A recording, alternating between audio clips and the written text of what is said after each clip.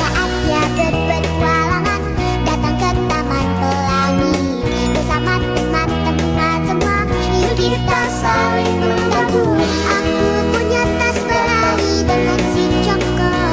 Bergegaslah ayo berpetualang. Saatnya Assalamualaikum warahmatullahi wabarakatuh. Hai guys, kembali lagi bersama aku Siti Nur Azizah. Pada kesempatan kali ini aku akan membahas mengenai about router OS dan router board. Nah, untuk hal-hal yang bakal kita bahas itu ada router OS dan router board, router OS fitur, router board name, router board tipe, dan arsitektur router board.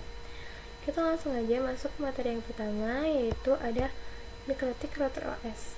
Mikrotik Router OS ini lebih mengarah pada software atau perangkat lunak. Mikrotik Router OS ini merupakan sistem operasi yang digunakan oleh perangkat Mikrotik Router Board.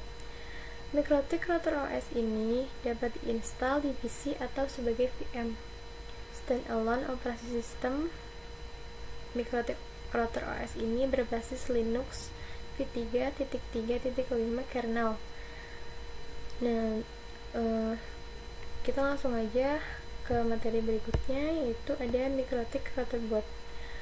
Mikrotik Router Board ini lebih mengacu pada hardware atau perangkat fisik ya guys. Mikrotik Router Board ini dibuat untuk menjalankan sistem pada operasi router OS. Segala fitur bisa terdapat pada satu perangkat ataupun dapat diperuntukkan khusus sesuai kategorinya. Tersedia mulai dari low-end sampai dengan high-end router. Nah, untuk perangkat router boardnya itu kira-kira kayak gini ya guys. Oke, kita langsung aja ke materi berikutnya, yaitu ada router OS fitur. Nah, untuk fiturnya itu ada wireless network, routing, firewall dan net, QoS atau bandwidth management, point-to-point tunneling, user management, dan DevTools. Nah, untuk wireless network ini diperuntukkan untuk indoor dan outdoor ya guys. Untuk indoornya itu contohnya ada Cap Wireless, sedangkan untuk outdoornya itu ada point to point dan point to multipoint. Dan selanjutnya ada routing. Routing dibagi menjadi dua, yaitu static routing dan dynamic routing. Untuk contohnya yaitu ada RIP, OSPF, BGP, RIPNG, dan lain-lain. Dan untuk selanjutnya yaitu ada firewall dan net. Firewall itu biasanya digunakan untuk proteksi agar mikrotik kita aman. Nah, untuk net yaitu untuk klien yang memiliki IP privat agar bisa mengakses IP publik, begitupun sebaliknya. Untuk contohnya yaitu ada fully customized dan Linux based. Dan untuk selanjutnya yaitu ada QoS atau bandwidth management. QoS itu diatur untuk menghitung bandwidth yang kita butuhkan. Nah, untuk selanjutnya yaitu ada point-to-point tunneling. Point-to-point ini bisa digunakan untuk PC yang sudah diremote secara jarak jauh.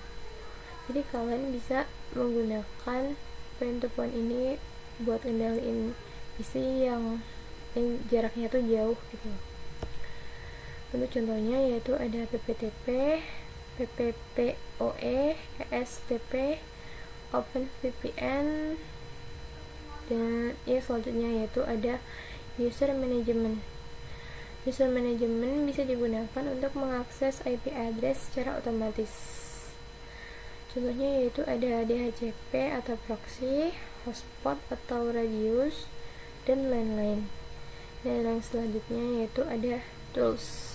Contohnya yaitu ada bandwidth test, torch, match ping, MRTG dan lain-lain ya guys. Nah, untuk info lebih lanjutnya kalian bisa cari di link ini ya guys. Oke, kita langsung aja ke materi yang berikutnya, yaitu ada Rotherboard Name. Pengkategorian nama pada perangkat Rotherboard mikrotik berdasarkan 3 kategori. Nah, ini untuk yang angka 7 yaitu merupakan seri atau kelas router. Untuk yang angka 5 yaitu jumlah port Ethernet. Dan untuk yang nomor 1 yaitu jumlah slot mini PCI atau wireless. Dan selanjutnya itu ada Word, Omni, TIK, Grave, SXT, LHG, Dynadisk, CAP, WAP, HAP, HEX. Lalu ada exceptional naming.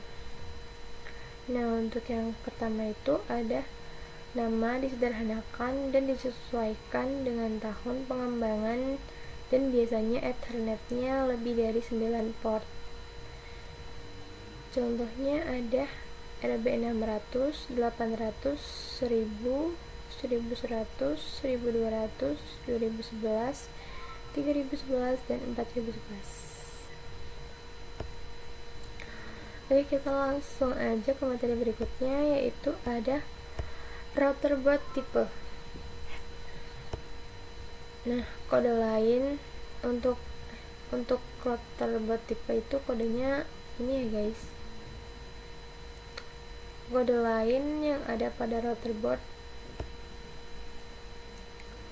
itu ada U, support port USB, A, memori lebih tinggi dan level lisensi lebih tinggi, H, more powerful CPU, G, support port GB, S, support port SFP, 5, support frekuensi 5 GHz, 2, support frekuensi 2,4 GHz, 5, dual band 5 GHz dan 2,4 GHz.